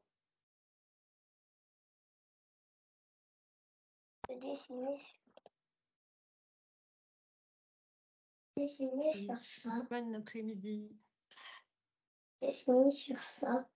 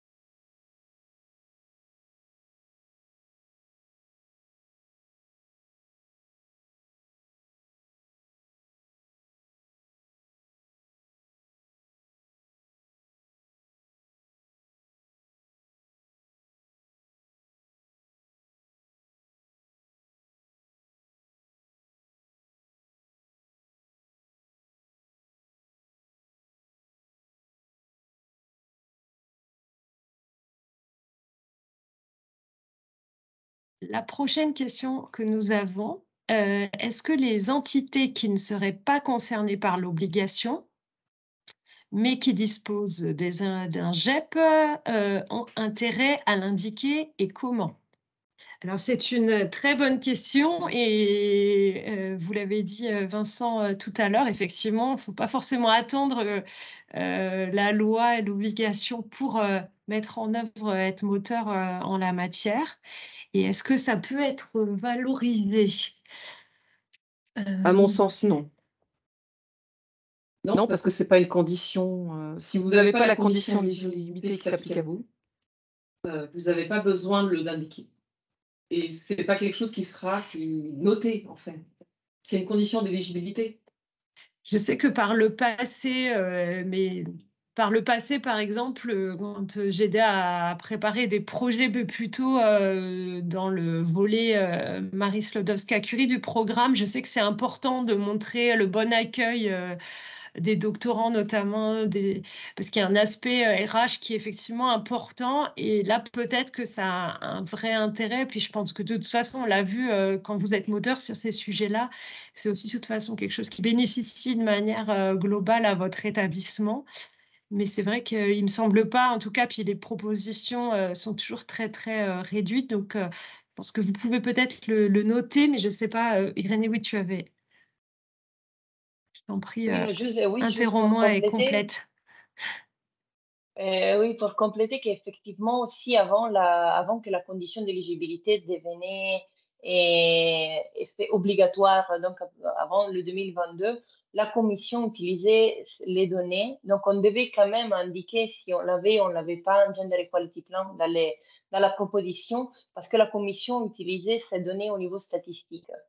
Donc, je me demande si peut-être la commission continue encore à collecter ces données. Et donc, peut-être il y a peut-être cet intérêt-là des intérêts statistiques pour la commission de comprendre quel est le niveau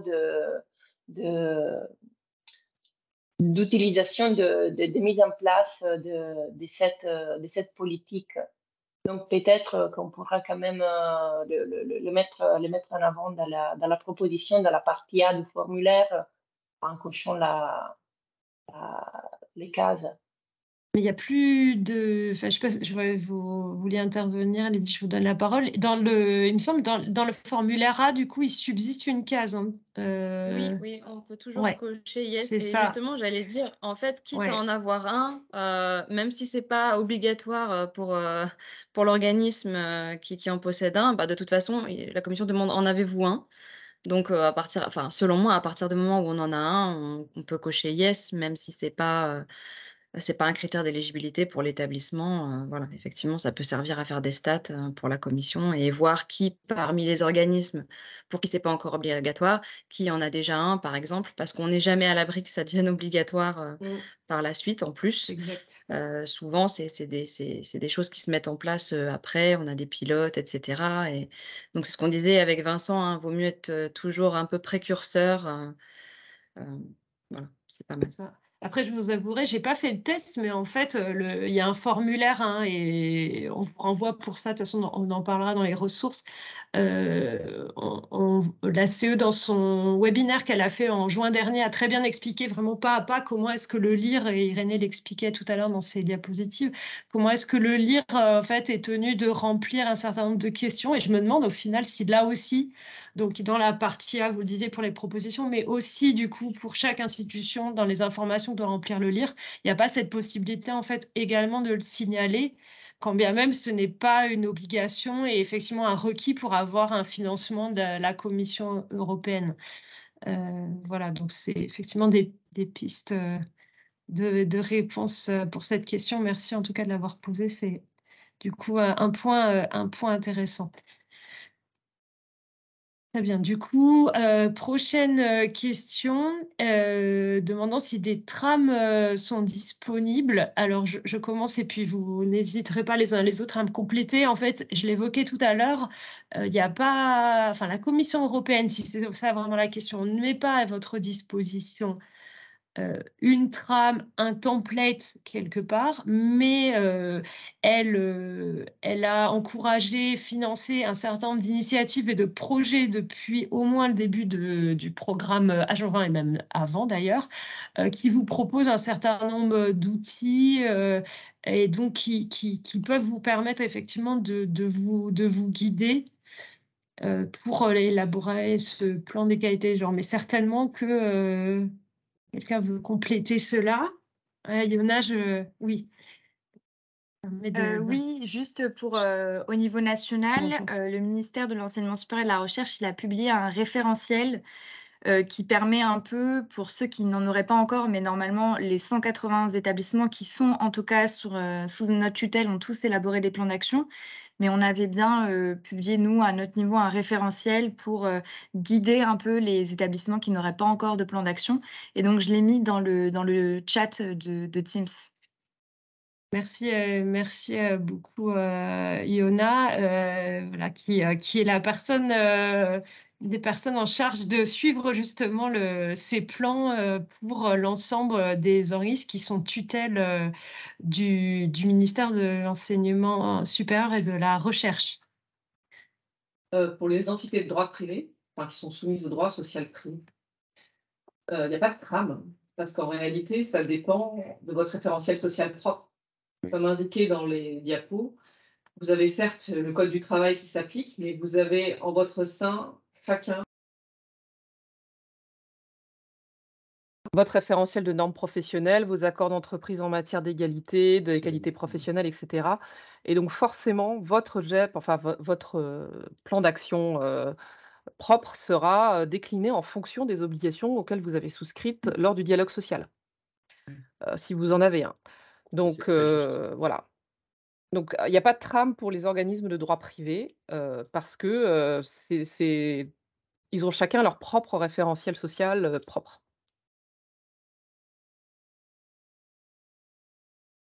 C'est pour ça qu'on a souhaité, nous, faire une notice explicative, voilà, qui réunissait l'ensemble des critères pour devenir éligible, et en mettant les liens pour chaque critère, là où on note, où on pouvait avoir l'information, et Oui, une merci. information qui est partagée.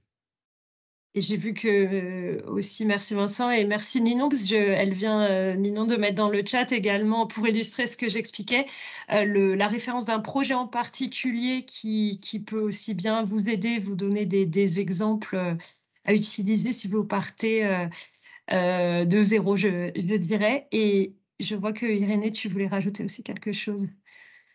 Oui, en fait, c'était un peu un lien avec ce que Ninon a mis dans les chats.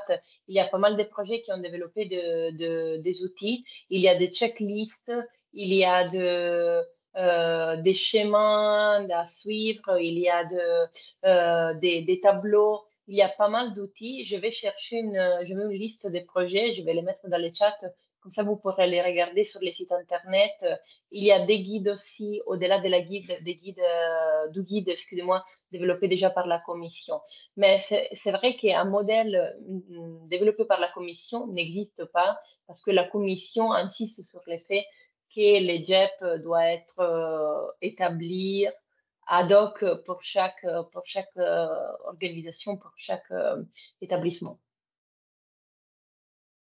En effet, merci Irénée. Du coup, là, et puis de toute façon, toutes ces ressources, on vous le dira, on collectera ce qui manquait, et puis on les rajoutera dans les slides de la version finale qui est, je rappelle, Lucie le disait tout à l'heure, qui seront disponibles sur la page de l'événement comme toujours. La question suivante, c'est est-ce que le LIR a-t-il une action à effectuer pour les structures déjà entrées dans le système ?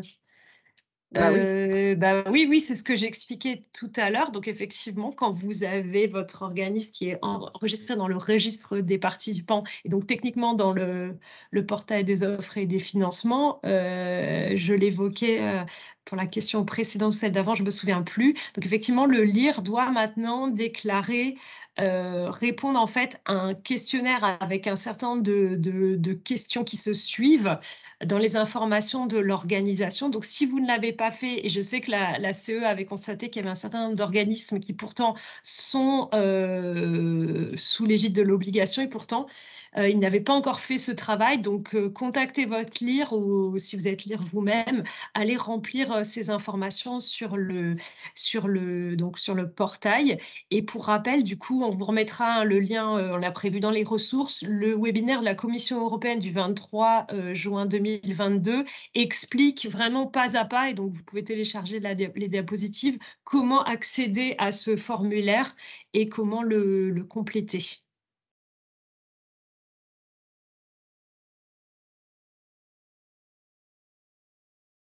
La prochaine question.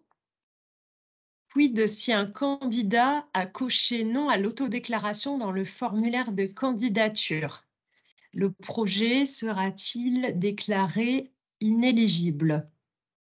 Alors je commence et puis je te propose, Irénée, de compléter ce que je vais dire. Donc, en fait, ce qui est important après, c'est que à mon avis, non, le projet va pas être considéré inéligible, mais ça va être vérifié et ça va être un requis au moment de la contractualisation au niveau du partenaire pour que ce partenaire puisse recevoir un financement de la part de la Commission européenne. Il va devoir du coup déclarer qu'il a un plan d'égalité de genre, sinon il ne pourra pas signer le Grand Agreement et recevoir la convention de subvention qui est prévue avec un financement pour lui, parce que c'est les partenaires financés qui sont soumis à cette obligation. Voilà. Après, effectivement, il faut faire attention parce que si vous êtes sur un petit consortium et que l'éligibilité, elle repose sur ce bénéficiaire, voilà, ça peut être dangereux pour effectivement le projet et le rendre effectivement inapte à devenir un grand agreement par la suite. J'espère voilà, que c'est clair. Je ne sais pas si tu voulais compléter ça. Tu l'as déjà évoqué tout à l'heure, Irénée, il me semble. Oui. Voilà. Donc, effectivement, c'est quelque chose d'important.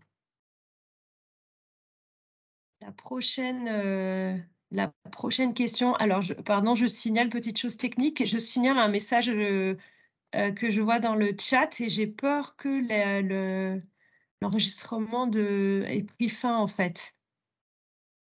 Dans le doute, je ne sais pas si vous voyez. Ah non, ça a l'air d'être bon. Ok, je préférais, vérifier comment on enregistre et qu'on met cet enregistrement à disposition sur le site. Ça me permet de le rappeler pour vérifier qu'il n'y ait pas d'incident technique. La prochaine question. Le plan d'égalité professionnelle semble par définition moins ambitieux que ce qui est attendu dans le Gender Equality Plan par la Commission européenne.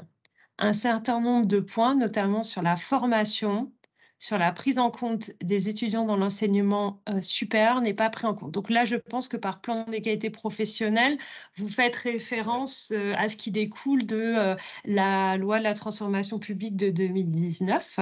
Voilà. Est-ce que sur ce point, Yona, tu voulais peut-être intervenir et préciser effectivement les choses entre l'adéquation du GEP et des requis de la Commission européenne et de ce qui est dans issu du contenu de cette loi?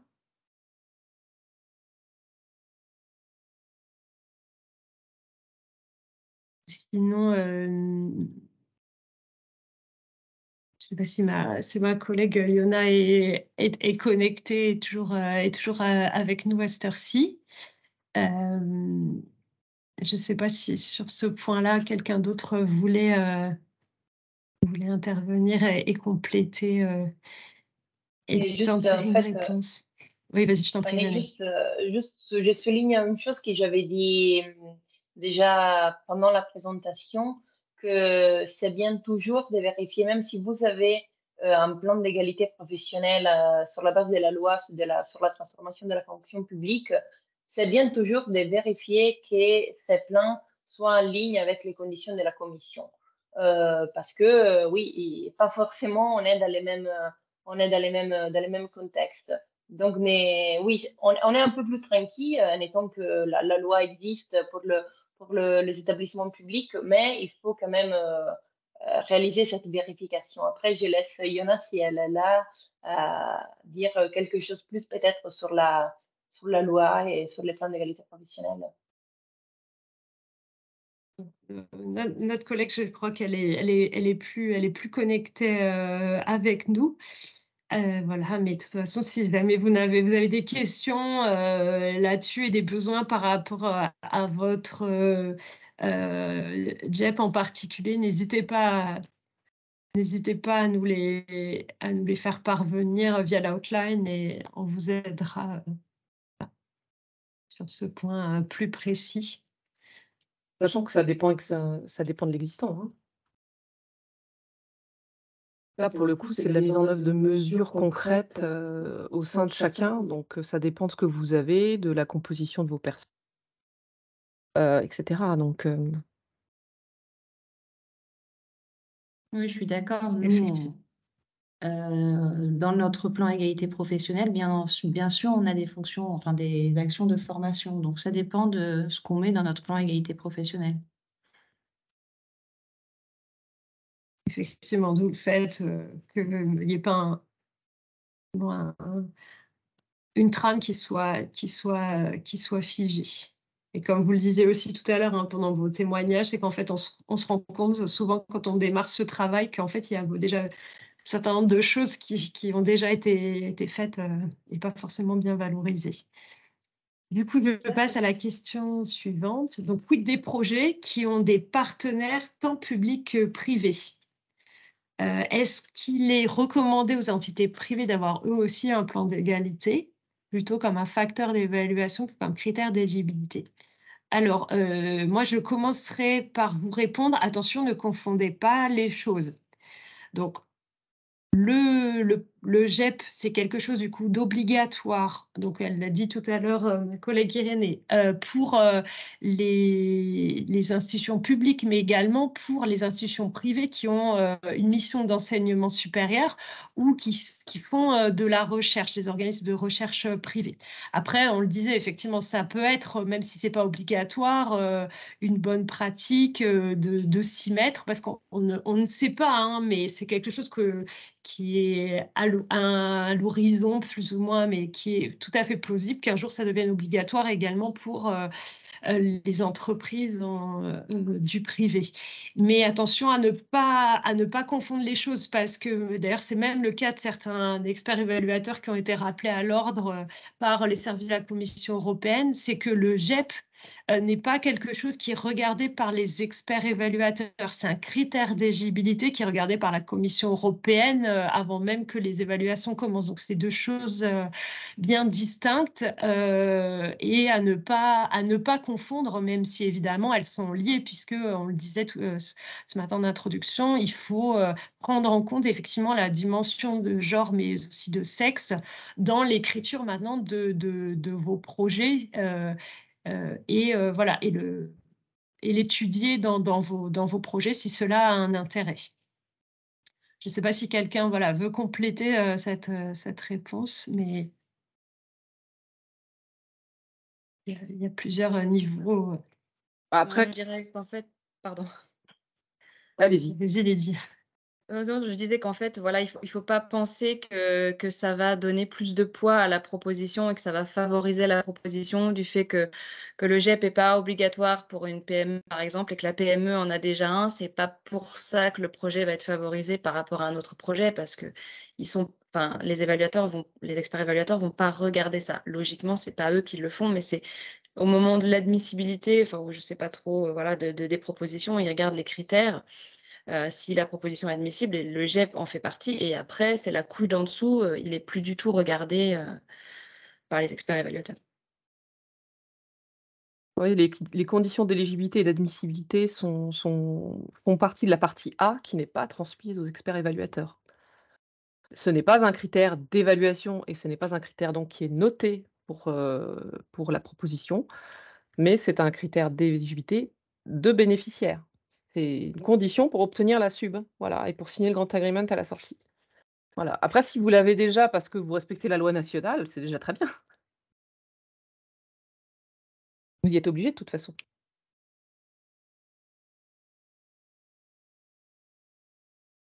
Irénée, je t'en prie, je vois que...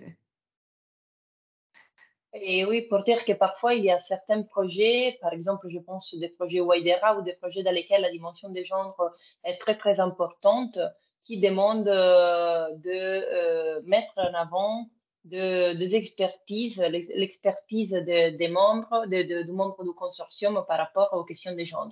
Ça, c'est une autre chose et ça a tout à fait un intérêt pour les évaluateurs et ça, on va le faire normalement dans la partie consortium as a whole, par exemple, où on décrit les expertises des partenaires par rapport aux questions des genres. C'est une autre chose qui donne effectivement, dans ces cas-là, une valeur ajoutée à la proposition.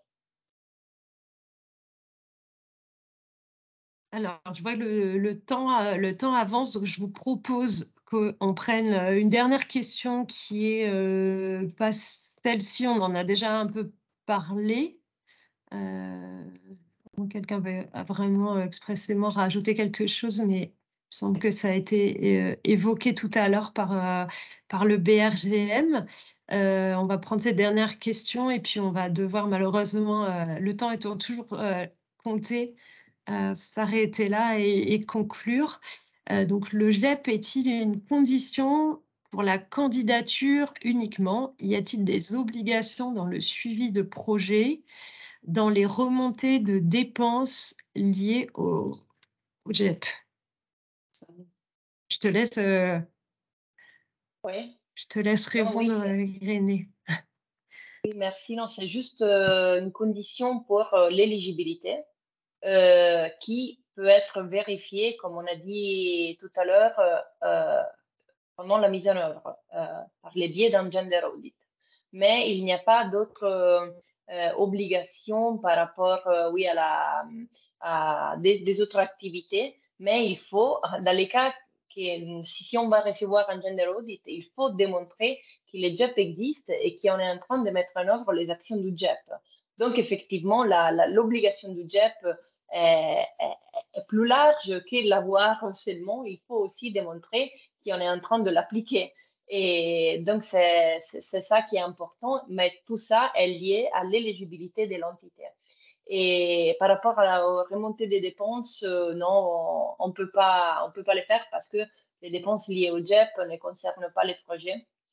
Les GEP, on doit les mettre en place en tant qu'organisation et donc il ne s'agit pas de dépenses éligibles. Merci René, et du coup on va devoir effectivement conclure pour la question là que je vois s'afficher qui est intéressante, mais je pense que nos invités du jour ont en partie répondu en disant qu'effectivement il y avait des ressources dédiées, mais souvent vous êtes sur beaucoup de plusieurs missions, vous l'avez évoqué, il me semble, Andrea ou Vincent notamment. Le fait que voilà, vous faites ça et vous faites office de référent, mais vous n'êtes pas uniquement sur ces aspects-là, n'est-ce pas? En fait, quant au BRGM, c'est le principe d'intersectionnalité essentiel, c'est-à-dire qu'on traite de toutes les questions qui, sur un même poste, diversité et inclusion, on traite de toutes les questions qui ont trait à la non-discrimination ou à la promotion de la diversité. Donc, c'est important d'avoir cette transversalité aussi, et de ne pas être simplement sur une thématique comme l'égalité femmes-hommes, parce qu'il y a des liens entre égalité, le handicap, etc., orientation sexuelle, identité de genre, etc. Donc, c'est important d'avoir cette transversalité sur les postes, selon moi.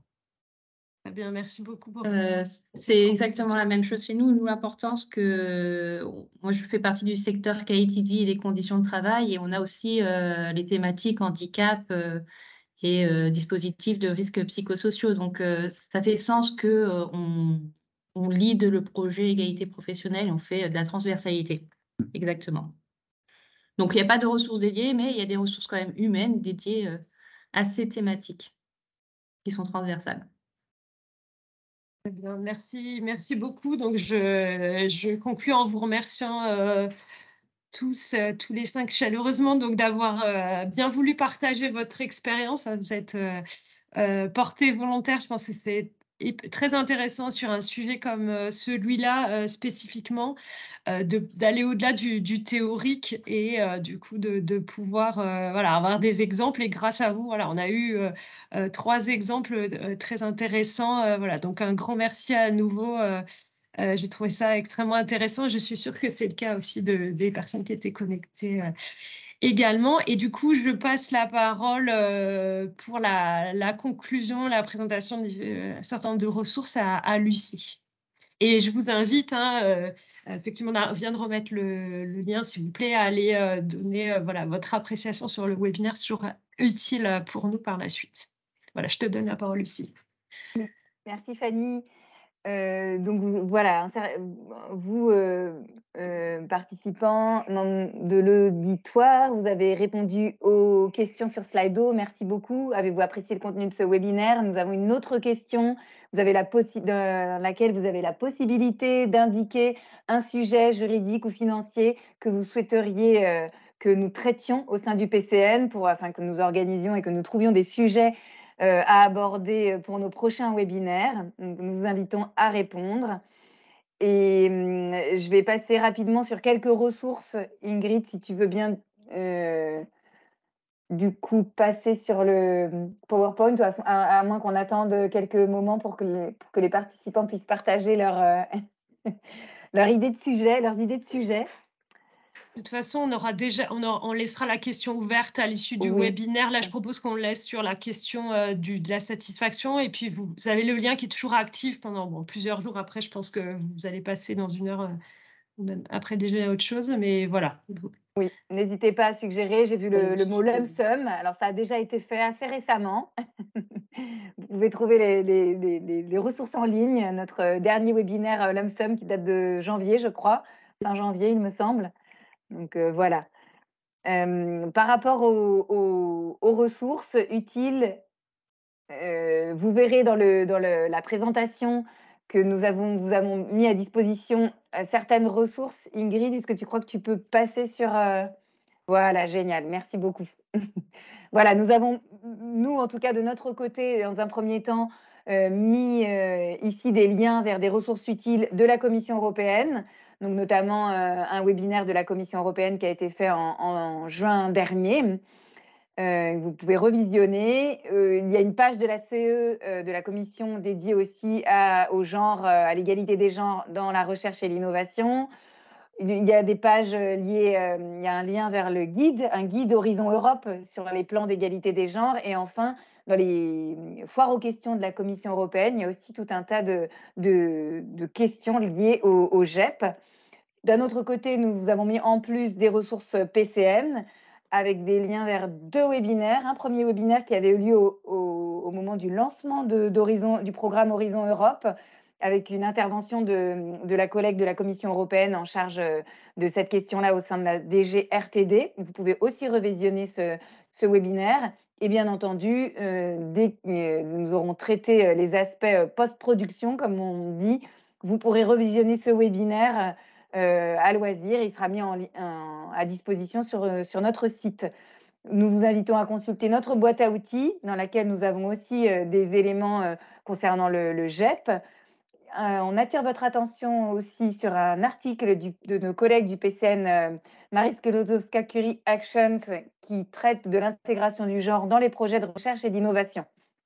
Enfin, je le redis, ça a été dit au cours de la matinée, il y a un certain nombre de ressources qui ont été nommées par nos intervenants du jour et un certain nombre de ressources qui ont été mises en lien sur le fil de conversation de cet échange, de cette présentation.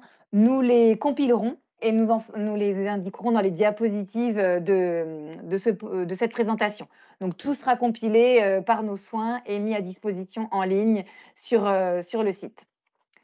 Voilà, ainsi que, évidemment, les ressources spécifiques du BRGM. On s'était mis d'accord sur une diapositive où il présentait tout un tas de ressources utiles. Donc, nous les mettrons à disposition. Ainsi que, je crois, nous avons eu aussi quelques diapositives de présentation du projet Reset de l'Université de Bordeaux. Donc, avec leur accord, évidemment, on les mettra aussi à disposition de la communauté.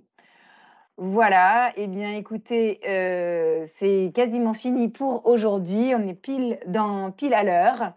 Nous vous remercions tous pour votre participation. Encore une fois, évidemment, un grand merci à nos intervenants pour leur disponibilité et les échanges. Et nous vous souhaitons une bonne journée et à très bientôt pour d'autres sujets, pour d'autres webinaires. Merci.